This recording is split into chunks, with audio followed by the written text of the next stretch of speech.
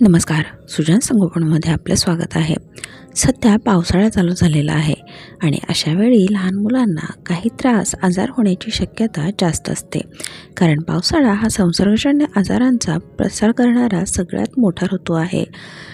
यावेळी लहान मुलांची विशेष काळजी घेणं गरजेचं असतं. त्यांच्या आहारामध्ये, दिनक्रमामध्ये काही बदल करणं गरजेचं असतं. त्यासोबतच पावसाळ्यामध्ये कोणते आजार होऊ शकतात आणि त्याबद्दल आपण काय काळजी घ्यायला हवी याबद्दलची सविस्तर माहिती आजच्या व्हिडिओमधून आपण पाहणार आहोत. त्यामुळे व्हिडिओ शेवटपर्यंत न स्किप करता पहा. सुजान संगोपन या चॅनलवर आपण बाळाच्या विकासातील असेच उपयुक्त व्हिडिओ पाहू शकता. त्यामुळे चॅनलला सबस्क्राईब करा. व्हिडिओ आवडला लाईक, कमेंट, शेअर करा. पावसाळ्यात साठलेल्या पाण्यात लहान मुलं खेळतात किंवा पावसात भिजतात आणि पुढे 1-2 दिवसात मुलांना सर्दी, खोकला, विषाणूजन्य ताप, जुलाब, उलट्या असे त्रास दिसून येतात. पावसाळ्यात साथीचे विषाणूजन्य, बुरशीजन्य रोग खूप लवकर पसरतात. त्यासाठी काळजी घेणं आणि मुलांची रोगप्रतिकारशक्ती वाढवणं गरजेचं असतं. दूषित पाणी व दूषित अन्नामुळे होणारे आजार. पावसाळ्यामध्ये माशांचा प्रादुर्भाव जास्त असतो. जंतू निर्जंतुकीकरण न केलेले माशा, चिलट बसलेले, उघड्यावरील अस्वच्छ ठिकाणी तयार केलेले अन्नपदार्थ, शिळे पदार्थ खाल्ल्याने काही आजार होऊ शकतात. अशा दूषित अन्नामुळे जुलाब, उलट्या, गॅस्ट्रो, कॉलरा, टायफॉईड, पोटदुखी, उलट्या, कावीळ होण्याची शक्यता जास्त असते. हेच आजार दूषित पाण्यामुळेही होऊ शकतात.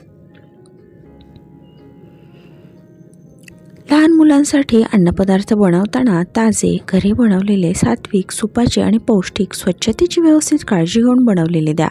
पाणी उकळून निर्जंतुकीकरण करूनच पिण्यासाठी द्या. लहान मुलांसाठी अन्नपदार्थ बनवत असताना हात स्वच्छ धुणं, भांडी स्वच्छ ठेवणं, घरातील स्वच्छता व्यवस्थित ठेवणं गरजेचं असतं.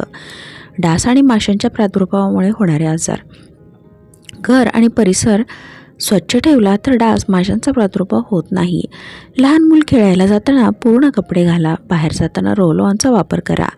घरातही नियमितपणे डास, माशा किंवा जंतूंचा प्रादुर्भाव होऊ नये म्हणून गौरी जाळून त्यावरती तूप, वेखंड, ओवा, कडुलिंबाची पानं, गुगुळ याचे तुपण करून ठेवा.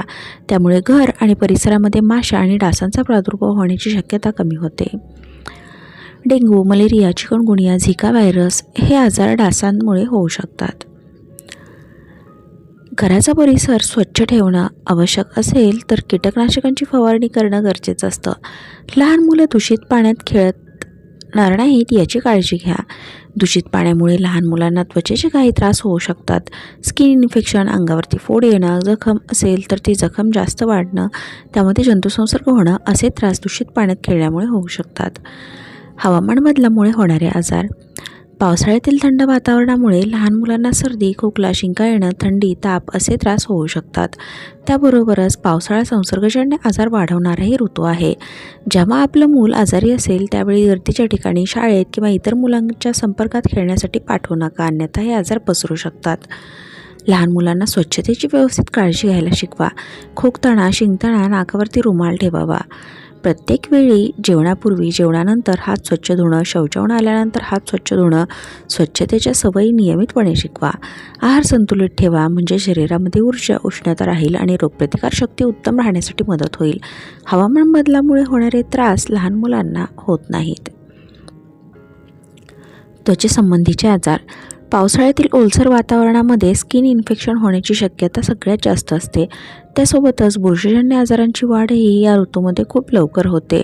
त्यामुळे लहान मुलांचे कपडे कोरडे असणं, शारीरिक स्वच्छता व्यवस्थित असणं गरजेचं आहे म्हणजे स्किन इन्फेक्शन होणार नाही. पावसाळ्यातील वातावरणामध्ये कपडे व्यवस्थित सुकत नाहीत. अशा वेळी मुलांच्या कपड्यांना इस्त्री करून वापरले तर त्रास होण्याची शक्यता कमी होते. घरामध्ये बुरशीजन्य, कीटाणूजन्य आजारांची वाढते. अशा बुरशीजन्य किटाणूंमुळे स्किन इन्फेक्शन होण्याची शक्यता वाढते. श्वसनाचे आजार. थंड वातावरणामुळे सतत सर्दी, खोकला, लहान मुलांची रोगप्रतिकारशक्ती कमी होणं यामुळे श्वास घेण्यास त्रास होऊ शकतो. लहान मुलांच्या आहारावर, खेळण्यावर, चालण्यावर, धावण्यावर ह्या गोष्टीचा परिणाम होऊ शकतो.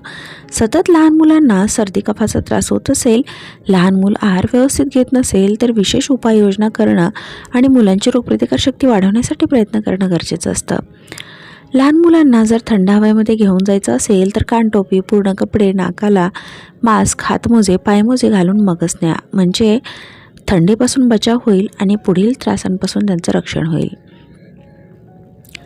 पावसाळ्यात प्रामुख्याने दूषित अन्न, दूषित पाणी, डास आणि माशांच्या प्रादुर्भावामुळे होणारे आजार, हवामान बदलासोबत होणारे आजार, श्वसनाचे आजार, त्वचेसंबंधीचे आजार होऊ शकतात. त्यामुळे या आजारांना प्रतिबंध करण्यासाठी योग्य त्या उपाययोजना, योग्य ती काळजी आणि आवश्यक तो आहार देणं गरजेचं असतं. म्हणजे पावसाळ्यातही आपलं मूल आजारी पडणार नाही. आशा आहे आजच्या व्हिडिओमधील माहिती आपल्याला नक्कीच मदत करणारी ठरली असेल. पावसाळ्यात बाळाची कशा पद्धतीची काळजी घ्यावी, आहार कसा असावा याबद्दलचेही सविस्तर व्हिडिओ आपण चॅनलवर पाहू शकता. त्यामुळे चॅनलला एकदा नक्की भेट द्या. ही व्हिडिओ तुम्हाला आवडली तर व्हिडिओला लाईक करा, कमेंट करा, शेअर करा आणि सुजान संगोपन या चॅनललाही नक्की सबस्क्राईब करा. थँक्यू.